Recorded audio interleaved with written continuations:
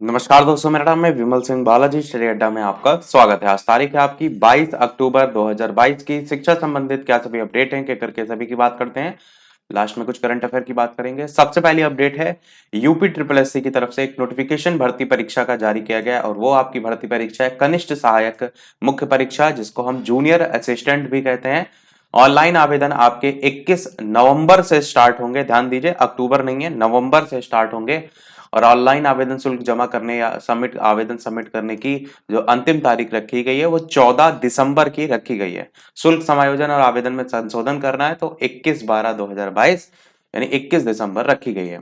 इसमें ये बताया गया है कि ऑनलाइन आवेदन जो है वो केवल और केवल आप ऑनलाइन ही कर सकते हैं और प्रिंट आउट तभी निकाला जा सकेगा जब आप जो आवेदन शुल्क है वो जमा करेंगे और 7 दिवस के अंदर अर्थात दिनांक 21/12/2022 तक अनिवार्य रूप से इसको करा लिया जाए। मतलब ऊपर जो तारीख है उसको लेकर के बताया गया है।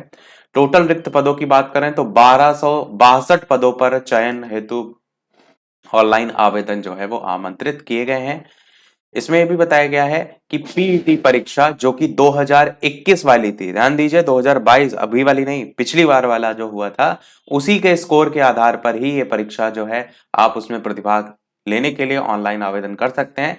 और ये भी यहाँ पर बताया गया है कि उन्हें आयोग द्वारा स्कोर कार्ड यानी वैध संख्यात्मक स्कोर के साथ जारी किया गया हो।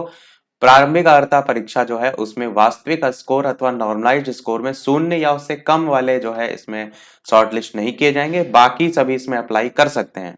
इसमें यह भी बताया गया है ऑनलाइन आवेदन करने के लिए आप ऑफिशियल वेबसाइट इस पर विजिट कर सकते हैं। आवेदन की प्रक्रिया को यहाँ पर समझाया गया है और आवेदन प्रक्रिया संबंधी जो दिशा निर्देश हैं वो भी यहाँ पर दिए गए हैं। आवेदन के लिए यह भी बताया गया है कि क्या क्या आपको विवरण अंकित करना है। अभ्यर्थी सावधानी पूर्वक विज्ञापन में जो भी अनिवार्य अर्हता है उसको पढ़ लें और फोटो और हस्ताक्षर वगैरह भी दे रखे हैं अन्य विवरण में, और यहाँ पर घोषणा पत्र वगैरह दे रखा है। बात करते हैं फीस की, तो अनारक्षित, अन्य पिछड़ा वर्ग, अनुसूचित जाति, अनुसूचित जनजाति सभी के लिए यह शुल्क 25 रुपए जो है वो रखा गया है। और ये 25 रुपए सेम वैसे ही है जैसे लेखपाल में था कि पहले आपने 25 रुपए जमा किए लेखपाल की परीक्षा के लिए, उसके बाद उन्होंने एक नई कट ऑफ निकाली जिससे बच्चे छाट दिए। मतलब यहाँ पर भी पूरी संभावना ऐसा ही है। ये 25 रुपए आप जमा करेंगे, फिर एक नई कट ऑफ जारी की जाएगी पीईटी के जो अंक है उसके लिए, उसमें आप फिर शॉर्ट लिस्ट कर दिए जाएंगे और उसके अकॉर्डिंग ही फिर आगे आप जो परीक्षा है वो दे पाएंगे। आगे देखें तो प्रिंट आउट वगैरह यहाँ पर देखेंगे तो अलग अलग पदों का विवरण दे रखा है। उद्योग और प्रोत्साहन, चिकित्सा, स्वास्थ्य, इस तरीके से। अब थोड़ा सा बात कर लेते हैं अर्हता की। तो अर्हता यहाँ पर है कि आपको इंटरमीडिएट परीक्षा या सरकार द्वारा उसके समकक्ष मान्यता प्राप्त कोई परीक्षा अवश्य उत्तीर्ण कर लिए हो। हिंदी और इंग्लिश दोनों में देखिए मांगा गया है। हिंदी और अंग्रेजी में, हिंदी में 25 शब्द प्रति मिनट और इंग्लिश में 30 शब्द प्रति मिनट की आपकी न्यूनतम गति होना चाहिए। और ट्रिपल सी का सर्टिफिकेट भी यहाँ पर मांगा गया है। किसी भी सरकार द्वारा मान्यता प्राप्त किसी संस्था द्वारा उसके समकक्ष प्रदान किया गया कोई भी प्रमाण पत्र, तो वो भी यहाँ पर माना गया है। अधिमानी अर्हता में जैसे आपका 2 वर्ष की अवधि तक किसी प्रकार की प्रादेशिक सेना में सेवा की हो या फिर बी प्रमाण पत्र राष्ट्रीय कैडेट कोर का, उसको लेकर के। एज की बात करें 18 वर्ष की आयु प्राप्त कर ली और 40 वर्ष से ज्यादा नहीं होना चाहिए। बाकी जो आरक्षण वगैरह मिलता है वो भी यहाँ पर बताया गया है।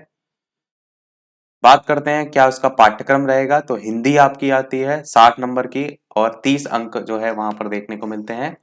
सामान्य बुद्धि परीक्षण आता है, 30 प्रश्न आते हैं 15 अंकों का।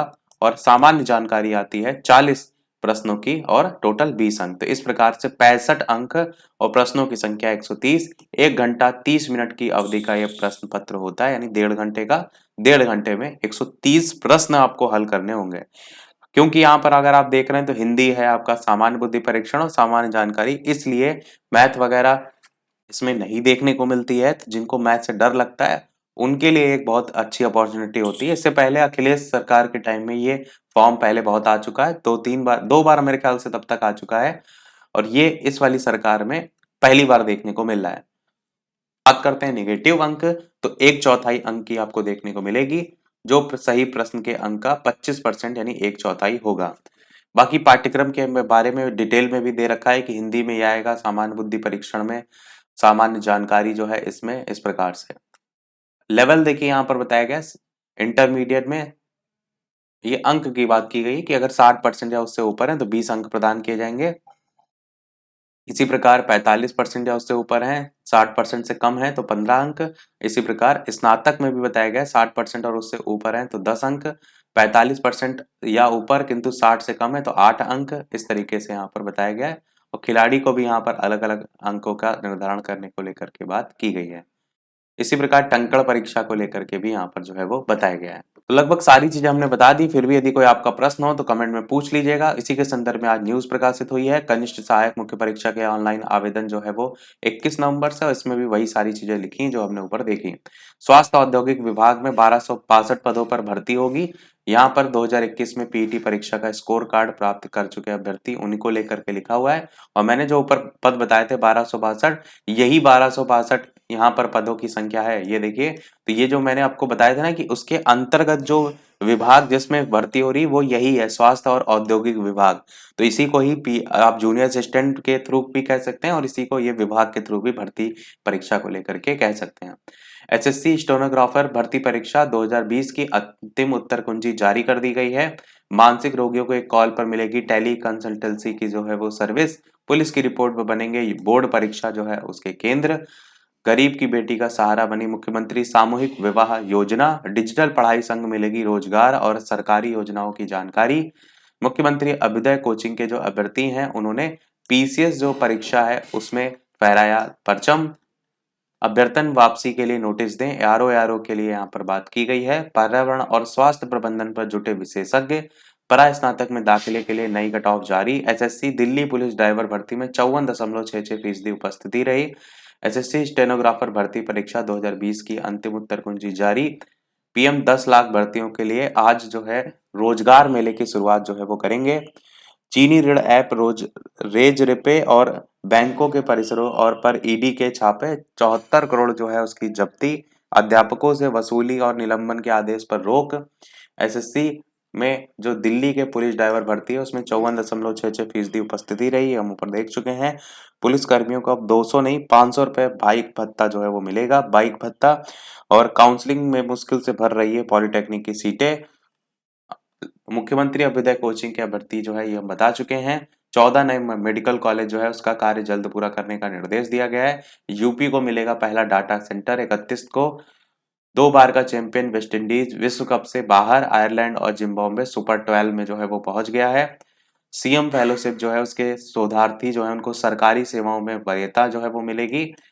लखनऊ से न्यूज है, सीएम सुपर 12 जो है उसकी शुरुआत मौजूदा विजेता ऑस्ट्रेलिया, उप विजेता न्यूजीलैंड, इनके बीच भिड़ंत से जो है वो स्टार्ट होगी। ये सब लास्ट की करंट अफेयर हैं। अग्नि प्राइम का सफल परीक्षण जो है वो किया गया है। 1000 से 2000 किलोमीटर तक इस मिसाइल की जो है वो मारक क्षमता है। अगला और इस वीडियो का लास्ट अपडेट देखते हैं। इसके अलावा वीडियो पसंद आए तो लाइक भी अवश्य जो है वो करते रहिएगा। कि इसरो का सबसे भारी रॉकेट आज रात 36 सैटेलाइट जो है वो करेगा प्रक्षेपित। काउंटडाउन शुरू हो गया है तो उसी की बात यहाँ पर की गई है। बेंगलुरु इसरो के सबसे भारी रॉकेट प्रक्षेपण यान मार्क 3 की।